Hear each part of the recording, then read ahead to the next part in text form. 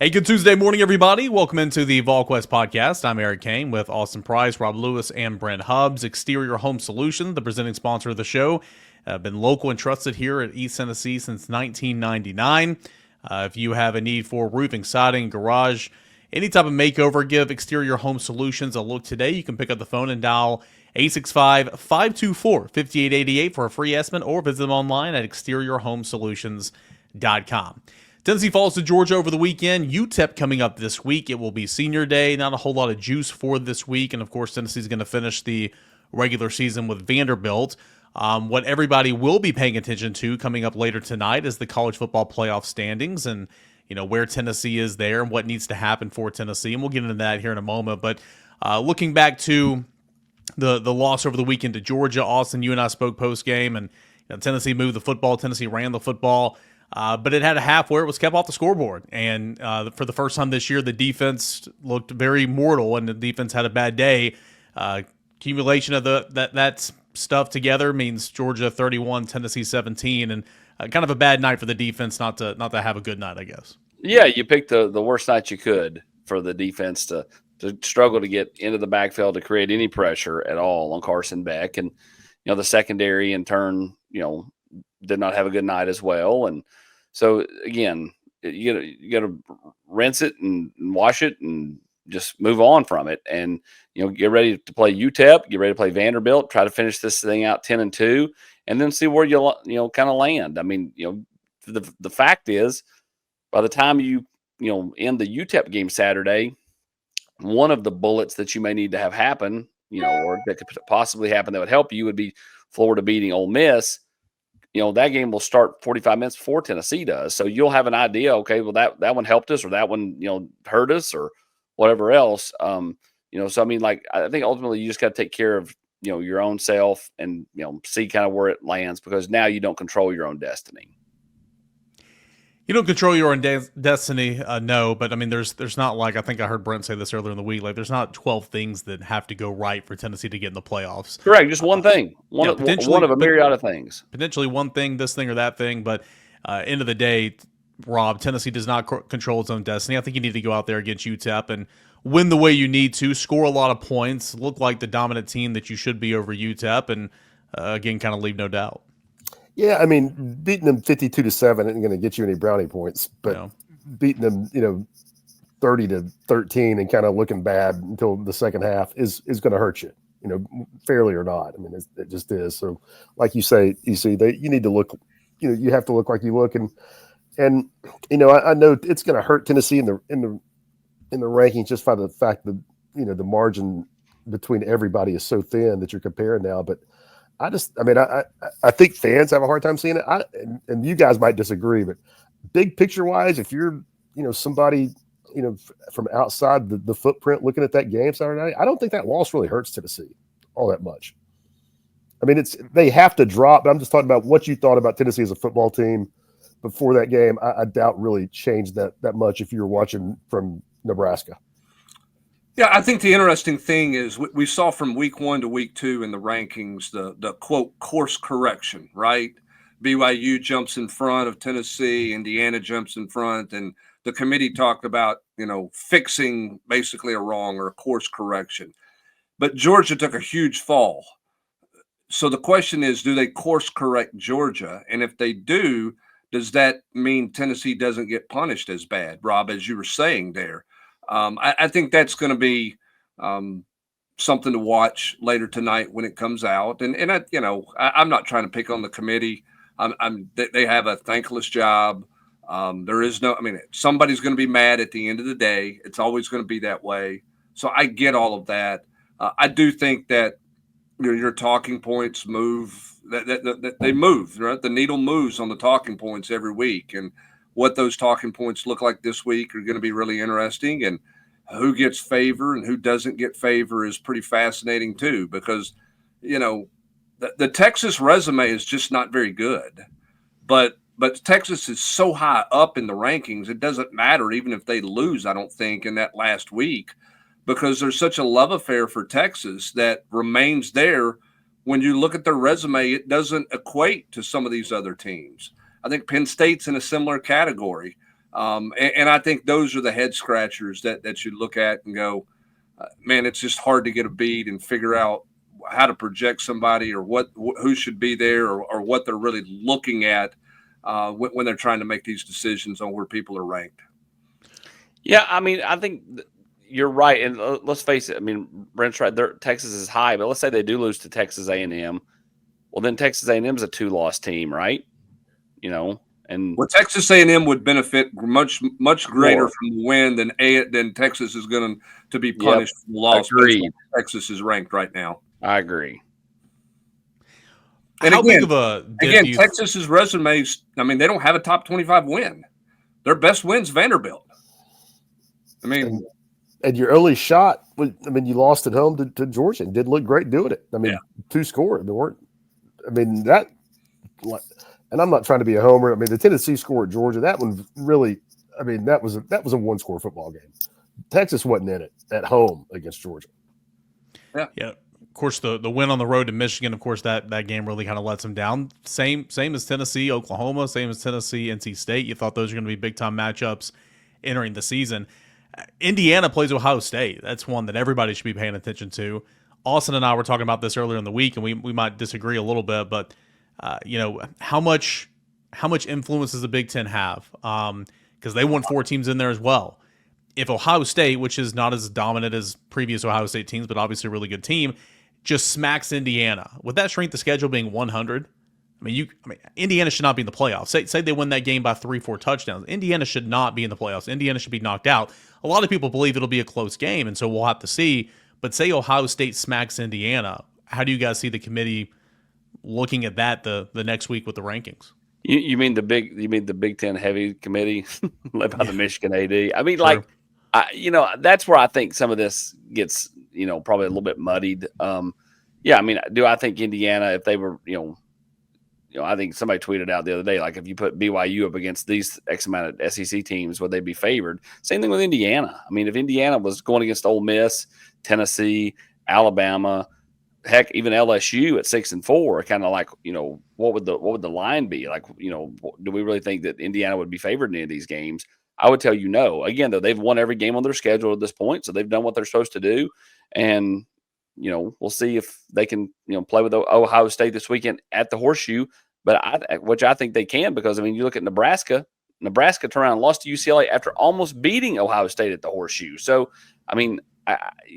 Ohio State's yet to put that like juggernaut game together where they just play really well and clobber somebody. Maybe that's this week. I don't know. We'll see.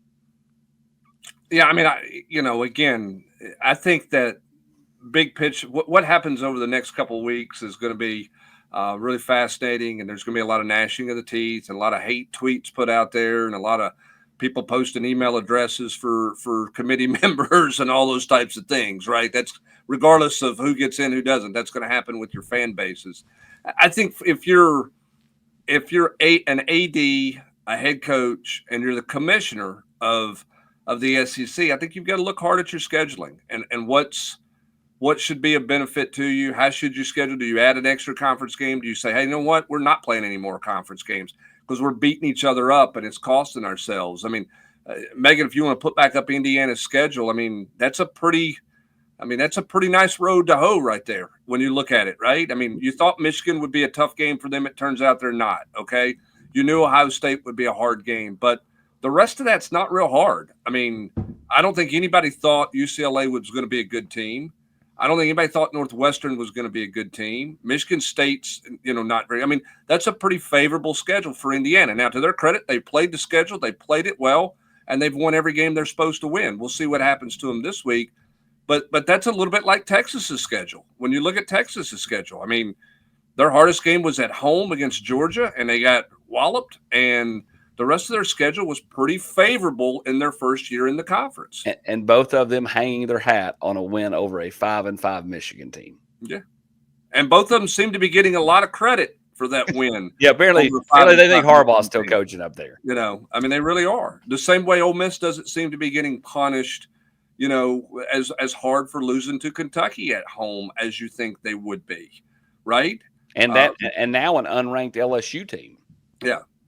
That they lost to on the road. So again, what is What is the storyline from the committee tonight? Is it quality wins, Rob? Quality losses? What's the story? I mean, you can go, depending on your perspective, you can come up with a narrative for every team. But just, I mean, staying in this league, I mean, like the thing, like where Tennessee is going to, who they're going to be measured against.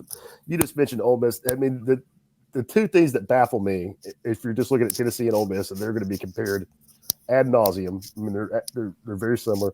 I don't get why Tennessee's loss at Arkansas apparently looks to be more harmful than a home loss to Kentucky, and why a home win over Alabama is valued less than a home win over a Georgia team, both with 2 losses. As AP just said, that win over LSU for Ole Miss, that's looking more and more like an Oklahoma win for Tennessee now. Yeah, I mean, what they've said it a couple of different times throughout the first 2 weeks of the rankings. Who you lose to and how you lose matters. So Tennessee lost to Georgia, which, to Brent's point, if they course correct and put Georgia way back up there, then it shouldn't hurt Tennessee that bad.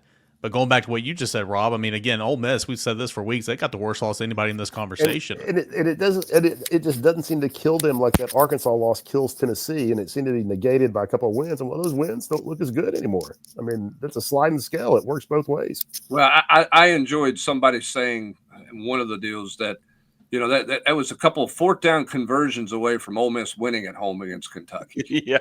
What does that mean? Now, at the same time, too, let's be really honest here. If Tennessee holds a 14-3 lead midway through the 3rd quarter at Arkansas, we're doing a different podcast today because Tennessee's got to beat Vanderbilt to go to Atlanta in the SEC championship game.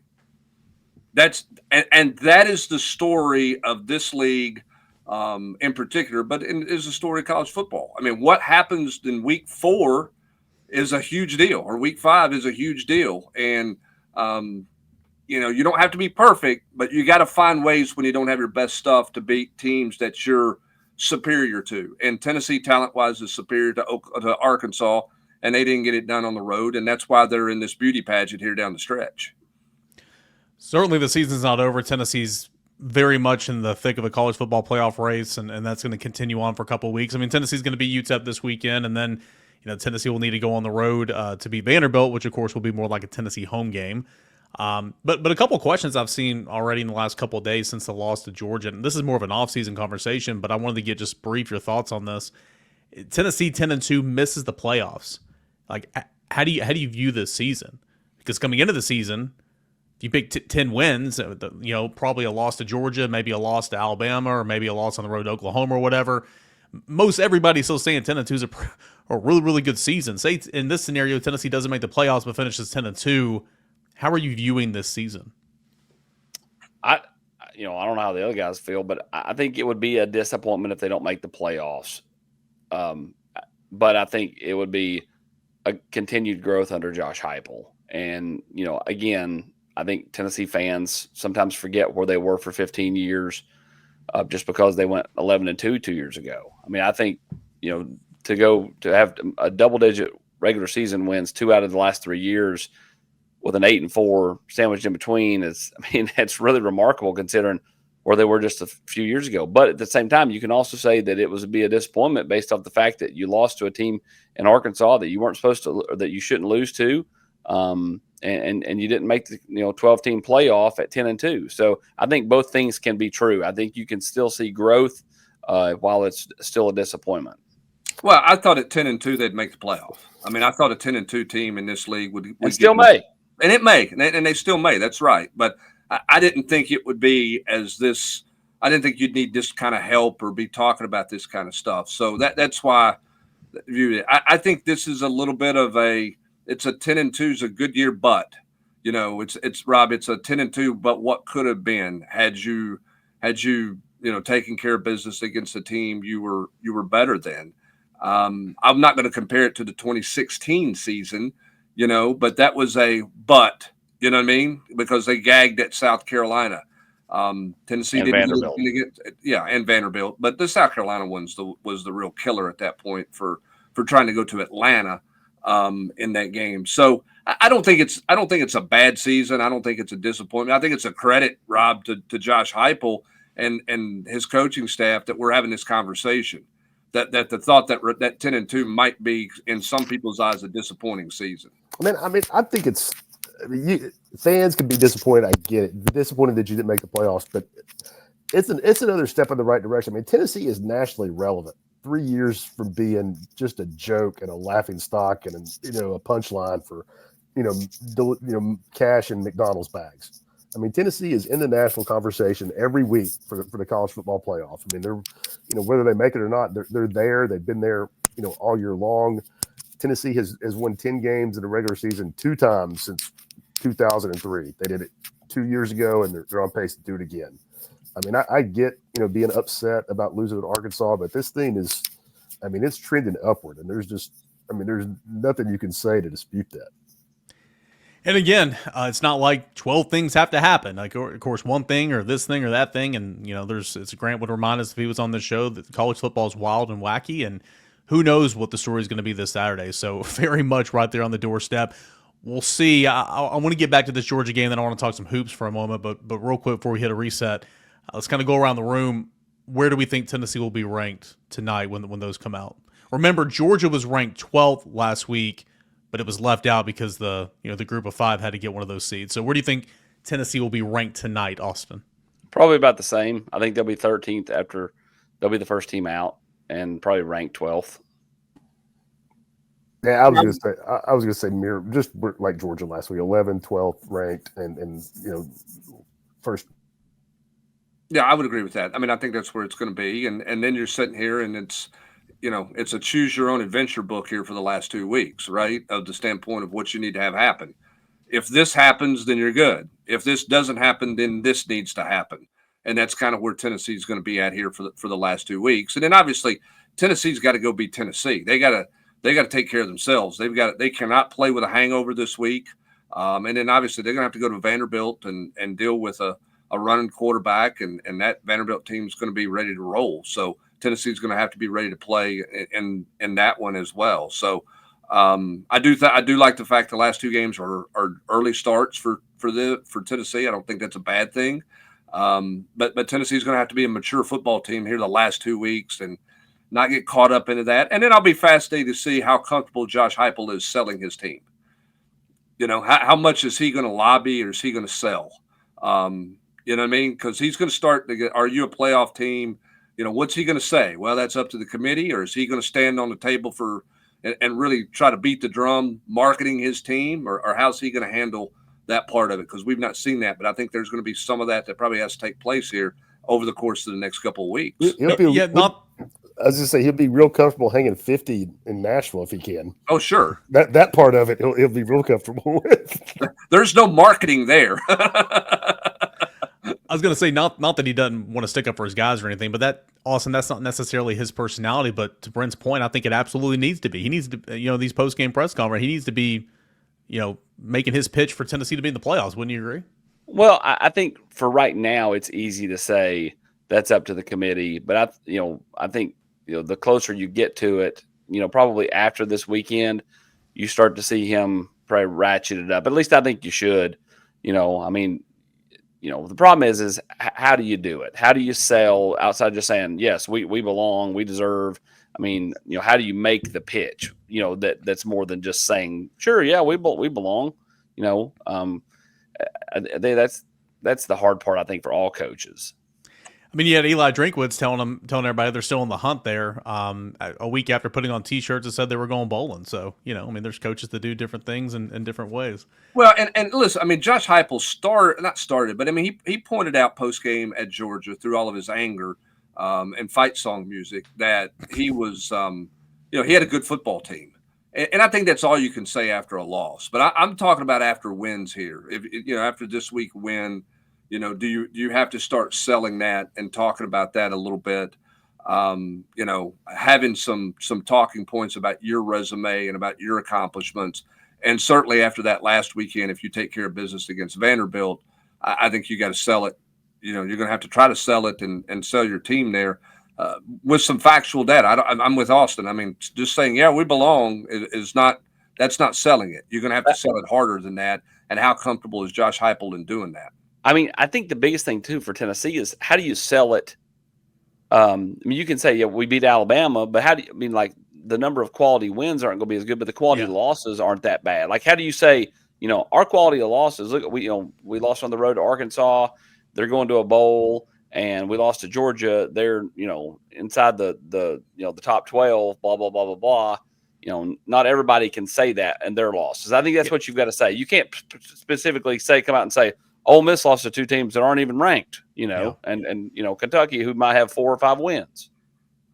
No, but I think you stand up and you say, hey, you look at our resume compared to some other 2-loss resumes around the country, okay, or compared to some other resumes around the country. Strength of schedule that we played, wins versus top 25 versus some other people's wins versus top 25 teams. Yeah. And without saying, hey, our resume is better than Texas, but you say our resume is better with Texas, you just don't mention Texas's name. And I think that's where you got to be savvy and how you go about doing that and go about it. Now, first and foremost, you got to go on the field and win the game. Your marketing plan doesn't work if you don't execute on the field. And Tennessee's got to go out, flush this past week, and take care of business first and foremost. Tennessee led 10-0 in the first quarter. And then what went wrong? I want to ask the guys that here in just a moment as we continue on here with the Tuesday morning edition of the Volquest podcast. But first, a word from our friends over at Exterior Home Solutions. Hey, Sterling, man, come on. We got a roof to replace. Let's go, baby. Let's go. Hey, Sterling, you ready to go to the top? Man, I can't believe you guys been doing this for 25 years. Oh, baby. Now, this is what I call a rooftop party. We have 25 years experience in roofing and exterior renovations, and we're backed by the best. Are you ready to get your rooftop party started? Give us a call, 865-524-5888. As always, want to give a shout out to our friends, Exterior Home Solutions. That phone number is 865-524-5888. You can visit them online at exteriorhomesolutions.com. They've been local and trusted since 1999 here in East Tennessee. Hey guys, I want to give a shout out to Price Picks. We've been doing this campaign. We did it last football season. We're doing it this football season as well. We've been doing it over on the Game Quest podcast. But if you're unfamiliar with what Price Picks is, you can play $5 and you're going to get $50 instantly if you put in that promo code VQ. Promo code VQ over pricepicks.com/VQ. What it is it's the largest independently owned daily fantasy sports platform in North America. Easiest and most exciting way to play DFS, just you against the numbers. So instead of battling thousands of other players, including pros and sharks, all you have to do is pick more than or less than on 2 to 6 player stat projections, and you watch the winnings roll in. So, college football weekend coming up. You can do a couple Tennessee. You can do Nico, Dylan Sampson. You can do, Jalen Milroe of Alabama, Carson Beck of Georgia, whatever the case may be. And they're going to have a stat projection. All you do is you're picking more than or less than. You have to have at least 2, no more than 6. You can do the NFL. You can do other sports as well. All that and more over at Price Picks. And again, watch the winnings roll in. So play $5. Get $50 instantly by putting in that promo code VQ. Promo code VQ at pricepicks.com/VQ. Tennessee led 10-0 at the end of the first quarter, outscored 31-7 the rest of the way. We know about defense in the middle of the field. We've talked and wrote about all that. I want to talk offense. Offensively, Brent, what went wrong for Tennessee in the final 3 quarters? Oh, I think Georgia, after that first drive, said, you know what? We're not worried so much about you throwing it over our heads. Okay, so we're not gonna give you a chance to we're gonna try to limit the chances of doing that. We're gonna ramp it up and bring pressure. We're gonna squat a little bit more. We're gonna walk our corners up. We're not gonna give you some of these easy access throws that Tennessee had on that opening drive. We're gonna try to take that away, and we're gonna heat the quarterback up. We can't win this game playing it any other way. And I think when you go back and look, I mean, Nico was not sacked on the opening drive. I mean, other than the one scramble that he did a really good job on to get the first down, I don't know that he was really pressured much on the first drive. But after that, the pressure was there, and it was very different. I think Georgia just got super aggressive after that opening drive and just said, "Hey, we're not going to play that way. We may not be as good in the secondary as we've been, but we're going to take our chances with our secondary by using our front seven to get to you." And not give you the chances to hit anything developing down the field. Rob, Tennessee scored on its opening possession. It had a 27-yard touchdown run in the second quarter by Dylan Sampson where he was untouched. Boo Carter set up Tennessee with great field position. The Vols settled for a 51-yard field goal there, sandwiched in between. What changed second quarter on, or really, I guess, second half where they were shut out? What changed for that offense? Well, I mean, I think Hubbard nailed it. I mean, I probably couldn't have, described it as well as he could on a granular level. But just to me, and I overrated it big time. And Tennessee's wide receivers, man, just did not make plays. I mean, people are frothing at the mouth at Nico. I mean, if you can show me a bunch of guys he missed, I'll shake your hand. I mean, I don't think he had a lot of help. I mean, you think about the ball Dante Thornton dropped. I mean, that's not even a big time play. I mean, that's if they're just buying your books, you need to catch that one. And to me, I thought Tennessee would just have guys be, Brew McCoy break a tackle, Dante Thornton, get deep beak and get behind somebody and make a contested play on the ball. To me, and that didn't really change, Eric. To me, that's just that's what I guess, like Hubbard said, I think Georgia just either realized that we're there Tennessee to do it, and that's the matchup.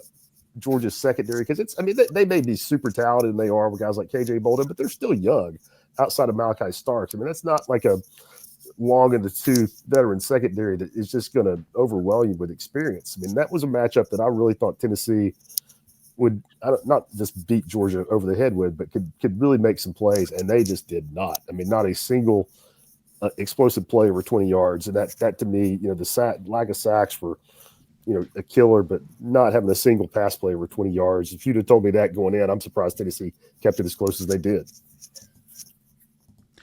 Also, you look at defense, middle of the field, we made note of that. It felt like it all started up front. Tennessee wasn't generating pressure. They were max protecting earlier in the football game. They adjusted, went away from that. And it felt like, Hubbs and I talked about this on the rewind, it felt like the motion, they were scheming it up to go at, Will Brooks or a specific player at points and times in this football game. What did you see on that was different from Tennessee's defense that's been, that's not the defense that we've seen all year long? Well, I feel like the linebacker play is been a touchdown the last few weeks. So I think that, kind of continued in this game. Tennessee's lack of pressure with the front four. I didn't feel like Tennessee blitzed a whole lot. I felt like they tried to get home, with just your 4-down linemen a bunch, and they just weren't able to do it. And then, the safety play was poor. I thought Jermon McCoy played okay. I thought Ricky Gibson played pretty well. But this is a defense that, again, just picked the wrong week to have, a bad game. And I don't think it was just one in particular unit. I thought, just as a whole, they struggled. So for Tennessee, how do you fix some of these things we're talking about right now, knowing there's only 2 regular season games left? How do you fix that? I mean, is this more of off-season stuff? Is this more new year? I know you're kind of are who you are in some aspects, but Brent, how do you fix this stuff going forward to be a better football team for the last 2 games and then hopefully, some games in the playoffs? Well, I mean, I think up front you just got to play better. I mean, you're a veteran group. You just didn't play your best, and you didn't have to play superhuman, but you had to play well up front. And Tennessee did not play well up front. They got blocked. Josh Heupel said that in his Monday press conference. Got blocked. Didn't get off blocks. Weren't disruptive enough. Didn't play in the backfield. They did a nice job against the run, but Georgia's not a very good running team. You could not let Carson Beck get comfortable. And once he threw the 38-yard pass to Dominic Lovett, where James Pierce jumped off sides and Tennessee somehow just kind of let that ball get in there with 3 guys around Lovett, Carson Beck was a different football player. We talk about Nico's growth since the scramble at Alabama. In that particular game, that was the play that got Carson Beck comfortable and got him rolling. And he was really good after that. And Tennessee didn't do anything to make him uncomfortable. I think you got to be aggressive. You got to blitz some. Maybe simplify. I don't know if they're asking their linebackers to do too much. Do you have a little paralysis by analysis out there? I don't know. I mean, Keenan Peely's not walking back through the door. They played enough games without Keenan Peely right now that you ought to be able to play and be okay, and not be totally confused there. I give Georgia credit. I mean, they attacked some areas where I'm surprised Tennessee hasn't been attacked the last couple of weeks more than what they have been. And Georgia took full advantage of that. I can promise you UTEP's going to try to throw it to the tight end in the middle of the field on Saturday, right? They're going to try to do some things with multiple tight ends and motions and shifts to try to get you misaligned. and try to get some favorable matchups. You got to get after the quarterback, and you're going to have to get after the quarterback against Vanderbilt, which is a bit of a challenge because he runs around. But, I mean, you got to get back to your identity up front. And Tennessee's not played as well up front the last 3 weeks as they did early in the year. They got to play better. So Tennessee and UTEP coming up this weekend. It'll be senior day on Rocky Top. And then, of course, Tennessee will finish the regular season at Vanderbilt the following week. And we'll see exactly what the playoff committee is going to say later tonight. And, of course, next week and all that and more. Tennessee still a whole lot in front of them. And, depending on what happens over the next 2 weeks, maybe playoff bound. So we'll have to see. Let's shift gears here the last couple of minutes of the podcast. Let's talk basketball. Rob, Tennessee improves to 4-0, cruise to a win over Austin Peay as it should have on Sunday, shooting 63% from the field. Your overall thoughts on Tennessee's latest win and so far from what you've seen from Tennessee basketball through the first 4 games? Yeah, I mean, I think if you're a fan or if you're watching closely, if you're on the staff, I think you're encouraged because you're seeing things that you've been emphasizing after each game. I think you're seeing guys get a little bit better, not just guys, but the team get a little bit better collectively. Their rebounding wasn't great first game. They got better. Turnovers, were an issue. They've improved on it. Offensive chemistry and shot selection, that kind of thing, I think has really gotten better, each game till, culminating, yesterday. It was a clinic against Austin Peay with over 60% for the game, 70% in the first half. And that's an outlier. That's an anomaly. But to, do that at this early stage of the season with 3 new transfers in the starting lineup that are veterans who are playing heavy minutes. I mean, I think that's a real positive sign right now. Igor Milicic went off last night or 2 nights ago, I guess, 23 points, 9 total rebounds. He shot the ball 11 of 14 from the field. Chaz Lanier didn't do an awful lot, but it feels like, Igor's playing here really, really well to begin the season. Kate Phillips coming off the bench. What have you seen from some of these new guys with Milicic, Akpara, some of these new guys, Lanier, as they try to transition into their new roles?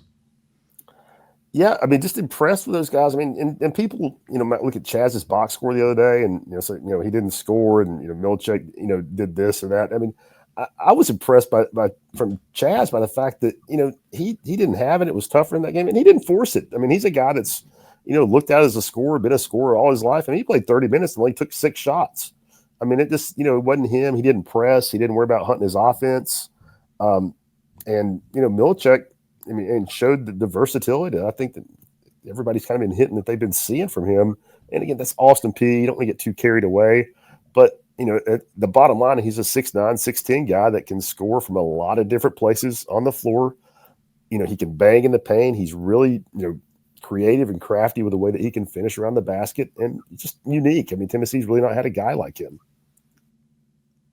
Vols are going to the Bahamas this weekend. Virginia's coming up on Thursday, and then on Friday they'll play either St. John's or Baylor. What's the week kind of look like for Tennessee in that regard? And obviously, what type of opportunities lie ahead down in the Bahamas? We'll have media with the team this morning before they leave. They'll practice in Knoxville on Tuesday afternoon and hop a plane, get down there. Wednesday will be pretty easy. I mean, they'll have a walkthrough and do some fun stuff, do some photo stuff with the other teams. And then Thursday, late night, I mean, that's kind of a weird day for the team. They play it at 9:30 our time. So, how they handle all that, being around the resort, staying loose, but not just, being utterly bored or staying on, your iPad all day long, staying engaged will be a challenge. But first game for Virginia, Tony Bennett obviously left them in a lurch, retiring a few minutes ago. And, that would be what they beat Villanova, over the weekend. So I wouldn't say that the cupboard is completely bare, but you'd expect Tennessee to be a pretty substantial favorite in that one. And then they'll catch a good team in second game regardless. St. John's ranked, in between 20 and 25 this week, depending on what poll you're looking at. Baylor, pretty good team right around the top 10, right, similar to Tennessee. So they'll get a challenge in the second game for sure. So Tennessee basketball continues on here in the early season. Tennessee football out the door. Austin, a quick recruiting note, getting set up for a big official visit come UTEP week this weekend. Yeah, DeJuan Morris will be here for his official visit, and kind of see where things go with him. Things have been trending in the right direction, but it's not done. Got to get that one across the finish line. Isaiah Campbell, still kind of waiting to hear kind of, his take out of the North Carolina visit. I know North Carolina feels confident, much like Tennessee has felt confident the last month or so. But, North Carolina is a school that's just down the road. That's why in the war room we had, you really account for them. They're, it's not just some lay down that he's coming to Tennessee, that, staying close to home could prove to be, something that happens. And so we'll see. To me, it definitely is just a 2-team race at this point, Tennessee or North Carolina. And I think he's kind of went into decision mode here as he hopes to decide something before the calendar turns to December, in my opinion. And then, with, Jaden Perlotti, again, Tennessee's right there in the thick of it. It boils down to, is he going to flip from Southern Cal? If he flips, I think Tennessee's got a really good shot. If not, then, obviously not. Austin, are you a little surprised we haven't heard more portal chatter in terms of guys going into the portal? Or do you think that, Tennessee? Just in general. I mean, I know there's been some out there, but it seems, I know the portal window doesn't open till December 9th. Are you a little surprised there's not more, or is this about on pace and you think you're going to see it that Thanksgiving week and the weekend after the regular season ends? Well, I think it's definitely coming. I think what you've seen to this point are kids at schools that are not a factor, or kids that, aren't playing, and, it's just easy to go ahead and get your name out there and get in the portal. As far as like the higher end kids at, serious contenders, I think that stuff's going to come. I'm sure Tennessee's going to lose a player or two. Sure. Now the question is it anybody that actually matters? Tennessee lost some players last year. Did it matter? I don't know. I guess time will tell. But I think the biggest thing is, kind of like, with the basketball team, they lost Jonas Adu. They replaced him with Felix Okpara. They were able to, fill that void, so to speak. So, can Tennessee fill the void if they lose a player or two? And just, can they fill some voids that they have heading into 2025? Something we asked Matt on the Rocky Top Rewind, with signing day, that window being moved up to the beginning of the month, is that going to help teams to hold on? Like for Tennessee, should, yeah, like Gass and Shady and Travis Smith, some of these guys, or will it increase the aggressiveness of these other teams trying to poach them? The answer can be both. You have less time. So like Tennessee knows, like, if you're going to flip Perlotti, if you're going to flip DeJuan Morris, you've got less time to do that than before. Like, you don't have that extra couple of weeks in the month of December. So, but I do think that, when you're trying to hold on to a kid, it definitely helps that, like, man, it's just 14 less days that you got to stay here and babysit the phone. But guess what? At the end of the day, if a kid comes here and he doesn't like it, he's going to leave anyways. It's not like the old days where you can, you're bound through your first year, you're bound, all this stuff. Like, you can just kind of come and go as you please. A lot going on right now as football season, the regular season, is inching towards a conclusion. Basketball season's heating up. It's about to be silly season as well here in the coming weeks with signing day and, of course, transfer portal and all that. No better place to be caught up on all that and so much more than over at Volquest.com and joining the conversation every day on the General's Quarters. Big thanks, as always, to our friends over at Exterior Home Solutions for being the presenting sponsor of the show. That phone number is 865-524-5888. Website is exteriorhomesolutions.com. They've been local and trusted for 25 years, since 1999, for siding, windows, roofing, garage, all that and more here in East Tennessee. That is Exterior Home Solutions. For Austin Price, Rob Lewis, Brent Hubbs, I'm Eric Kane. Appreciate you guys for joining us here on the Tuesday morning Volquest podcast.